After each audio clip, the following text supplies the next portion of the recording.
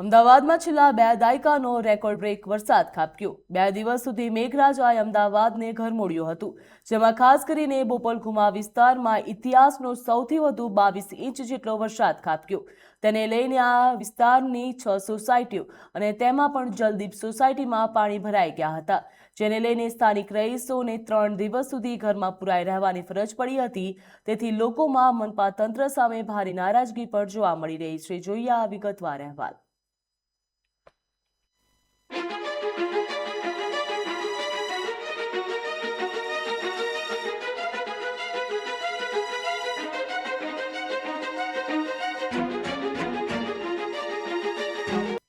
અમદાવાદમાં પડેલા ભારે વરસાદે સ્માર્ટ સિટીના દાવાઓ સામે અનેક સવાલો ઊભા કર્યા। શહેરના અનેક વિસ્તારોમાં વરસાદી પાણીનો નિકાલ સમયસર ન થતા લોકો ભારે મુશ્કેલીમાં મુકાયા હતા। બોપલના આરોઈ ક્લબ રોડ ઉપર આવેલી જલદીપ સોસાયટીના રહીશો પણ આવી જ એક મુશ્કેલીનો સામનો કરી રહ્યા છે, જ્યાં વરસાદ બાદ સોસાયટીના આંતરિક રસ્તાઓ પાણીમાં ગરકાવ થઈ ગયા, ઘરની બહાર નીકળવું મુશ્કેલ બન્યું અને રોજિંદુ જીવન સંપૂર્ણપણે પ્રભાવિત બન્યું। સ્થાનિક રહેવાસીઓનો આક્ષેપ છે કે છેલ્લા 20 વર્ષથી આ સમસ્યા ચોમાસા દરમિયાન સર્જાય છે। વારંવાર રજૂઆતો કરવા છતાં પણ કોઈ ઉકેલ મળ્યો નથી। વરસાદના હિસાબે પરિસ્થિતિ આ વખતે તો સર્જાઈ જ છે, પણ છેલ્લા 20 વર્ષથી હું આ વ્રજ કેમ્પસમાં રહેવા આવ્યો છું। એમાં 6 સોસાયટી જલદીપ 3, જલદીપ 4, વ્રજનંદન બંગલો વિભાગ 1, વ્રજનંદન વિભાગ 2, બંશ્રી બંગલો, સૌમ્ય બંગલો, આવી ટોટલ 6 સોસાયટી, અભિનંદન બંગલો, એમ કરીને 6 સોસાયટી છે। અને આ 6 સોસાયટી દર વર્ષે 20 વર્ષથી ચોમાસાના ટાઈમમાં આ ટાઈપની પરિસ્થિતિથી પરેશાની ભોગવી રહી છે। આ વર્ષે માનો કે ગુજરાતની અંદર વરસાદના હિસાબે આજે પરિસ્થિતિ અમે સમજી શકીએ છીએ, પણ છેલ્લા 20 વર્ષથી ચોમાસાના સમયમાં અમારે આ પરિણામ ભોગવવું પડે છે। છેલ્લા 3 દિવસથી સોસાયટીમાં લાઇટો પણ નહોતી, બિલકુલ અંધારું હતું। કોર્પોરેશન દ્વારા કોઈ પણ આ બાબતમાં પગલાં લેવાશે કે ક્યારે? આ જ વિસ્તાર અમારા CM સાહેબ અને અમારા ગૃહમંત્રી સાહેબના વડપણ હેઠળમાં આવરી લેવાયેલો છે।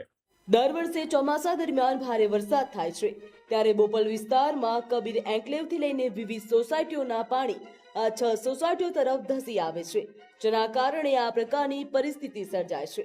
આ અંગે મહાનગરપાલિકા કક્ષાએ વારંવાર રજૂઆતો ભૂતકાળમાં કરવામાં આવી, ત્યારે હાલના મેયર જે તે સમયે સ્થળની મુલાકાત લઈ ચૂક્યા છે।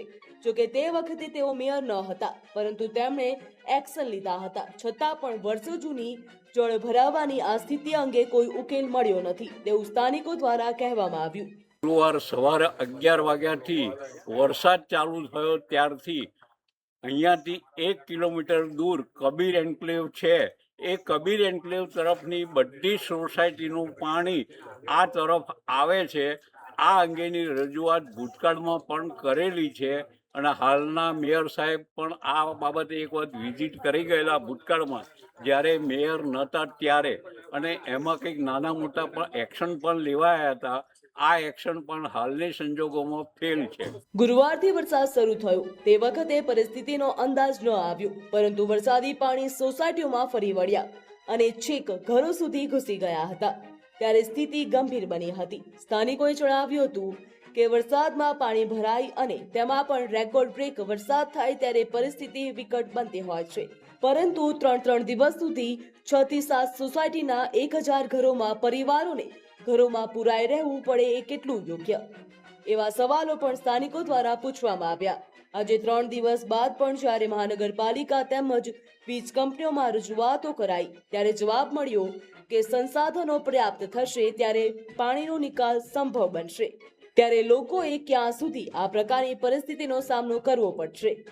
કારણ કે પાણી નિકાલ થશે તો જ વીજ સપ્લાય બહાલ થઈ શકે છે, તેમ હોવાનું લોકોનું માનવું છે। ત્રીજો દિવસ છે, 7 સોસાયટીનું સમૂહ છે, 1000 બંગલોઝ છે, 1000-1500થી ઉપર માણસો અહીં રહે છે, પરંતુ ઇલેક્ટ્રિસિટી નથી, વોટર સપ્લાય નથી, અને કોઈ વ્યવસ્થા થઈ નથી. અમે વારંવાર એ લોકોને રિક્વેસ્ટ કરીએ છીએ કે ભાઈ આ ઇલેક્ટ્રિસિટીનો પ્રોબ્લેમ અમારો, વોટર સપ્લાયનો પ્રોબ્લેમ અને વોટર લોગિંગનો પ્રોબ્લેમ સોલ્વ કરો. તો એ લોકો એશ્યોરન્સ આપે છે, પરંતુ હાલ પૂરતું એનું કોઈ સોલ્યુશન આવતું હોય એવું અમારી નજરમાં આવી નથી રહ્યું. 30 વર્ષથી જ્યારથી આ સોસાયટી ઓર્ગેનાઇઝ થઈ ત્યારથી આ પ્રોબ્લેમ છે, પણ પર્ટિક્યુલરલી આ વર્ષે જ્યારે 18 ઇંચ વરસાદ પડ્યો ત્યારે એ પરિસ્થિતિ સર્જાઈ છે કે બહારના બધી જ રોડ સાઈડના બધા જ પાણી અમારા સોસાયટીમાંથી ડાયવર્ટ થઈ રહ્યા છે અને હવે એવી પરિસ્થિતિ થઈ ગઈ છે કે આજુબાજુ બધું જ પાણી ભરાઈ ગયું છે અને કોઈ પણ સંજોગોમાં એનું નિકાલ થઈ શકે એવો છે નહીં.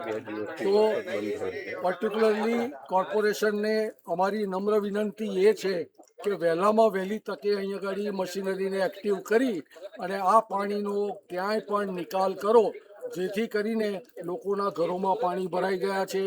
લોકોને ત્યાં હાલ તો પરિસ્થિતિ એવી છે કે નાના બાળકોને દૂધ લેવા માટેની પણ વ્યવસ્થા નથી. આજે 3 દિવસ પછી આજે સવારે મોર્નિંગમાં લોકો ચાલતા બહાર નીકળી અને દૂધની વ્યવસ્થા કરીને નાના બાળકો, સિનિયર સિટીઝનોનો સહાય કરી રહ્યા છે.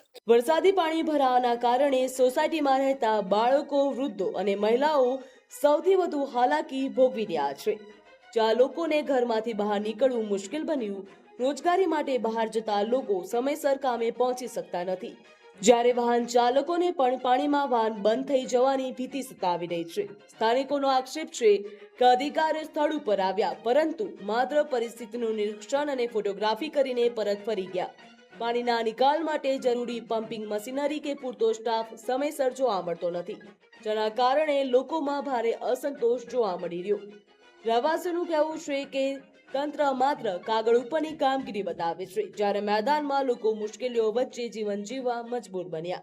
3 કે 4 દિવસથી જે વરસાદ ચાલુ થયો ત્યારથી જે બંધ થયા પછી આ જે 4 દિવસથી જે પાણી અહીંયા ભરાઈ રહ્યું છે એનો નિકાલ પાણીનો થતો નથી અને અત્યારે સ્થાયી પાણી થઈ ગયું છે. એની ફાઇટરની પાણીની જરૂર છે કે અહીંથી પાણીનો બહાર નિકાલ થાય, ખાસ એની જરૂર છે. બધી સોસાયટી હેરાન થાય છે. અહીંયા 5 સોસાયટી ભેગી છે. ચોમાસા પહેલા કરોડો રૂપિયાની પ્રી મોન્સૂનની કામગીરી કરવામાં આવી હોવાના દાવા કરવામાં આવ્યા, પરંતુ વરસાદ પડતા જ શહેરના અનેક વિસ્તારોમાં પાણી ભરાવાની સ્થિતિ સર્જાતા લોકો પૂછી રહ્યા છે કે તૈયારીઓ થઈ હતી તો પછી આવી સ્થિતિ કેમ ઊભી થઈ. એક તરફ અમદાવાદને કોમનવેલ્થ ગેમ જેવા આંતરરાષ્ટ્રીય આયોજન માટે તૈયાર હોવાનું દર્શાવવામાં આવે છે, તો બીજી તરફ બોપલની જલદીપ સોસાયટી જેવા વિસ્તારોમાં વરસાદી પાણીનો યોગ્ય નિકાલ ન થતા લોકો ભારે મુશ્કેલીમાં મુકાયા. સ્થાનિકો પ્રશ્ન કરી રહ્યા છે કે વૈશ્વિક કક્ષાના આયોજન માટે કરવામાં આવતા દાવાઓ કેટલા વાસ્તવિક છે. બ્યુરો રિપોર્ટ, ગ્રોથનામ ન્યૂઝ.